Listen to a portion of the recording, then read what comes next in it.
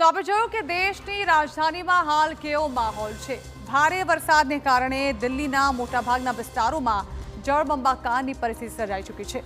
અહીં ભારે વરસાદી માહોલને કારણે રસ્તાઓ પર પાણી ફરી વળ્યા છે તો કેટલાય લોકોને વિસ્થાપિત થવાની પણ ફરજ પડી છે।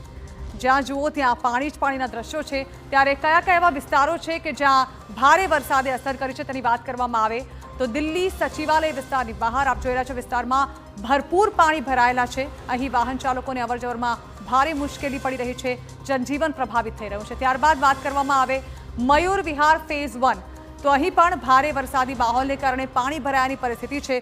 ભારે વરસાદને કારણે અહીં અવરજવર પર લોકોની ખાસ એવી રોક લાગી ચૂકી છે, લોકોને પરેશાની ભોગવવી પડી રહી છે। ત્યારબાદ સ્વામિનારાયણ મંદિર વિસ્તાર જે છે ત્યાં પણ ભારે વરસાદને કારણે જળબંબાકારની પરિસ્થિતિ છે। એવા કેટલાક વિસ્તારો છે કે જ્યાં ભારે વરસાદને કારણે જનજીવન સીધી રીતે પ્રભાવિત થઈ રહ્યું છે અને હજુ પણ આ વરસાદી માહોલ જે છે તે યથાવત જોવા મળ્યો છે। ત્યારબાદ વાત કરવામાં આવે અન્ય એક વિસ્તાર તો ફૂટ ઓવર બ્રિજ પર પાણી ભરાયેલા છે, સિવિલ લાઇન્સમાં પાણી ભરાયા છે અને કાશ્મીરી ગેટમાં પણ પાણી ભરાયેલા છે।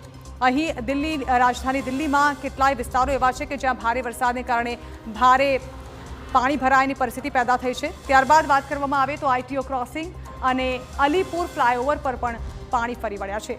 ભારે વરસાદી માહોલને કારણે જ્યાં જનજીવન પ્રભાવિત થઈ રહ્યું છે, ઓફિસ માટે અવરજવર કરતા લોકોને ભારે મુશ્કેલી પડી રહી છે તો વરસાદ વિરામ લેવાનું નામ નથી લઈ રહ્યો, જેને કારણે કેટલાક વિસ્તારોમાં લોકોના ઘરોમાં પણ પાણી ભરાઈ ચૂક્યા છે, જેને કારણે લોકોને પારાવાર મુશ્કેલીનો સામનો કરવો પડે તે પ્રકારની પરિસ્થિતિ સર્જાઈ ચૂકી છે।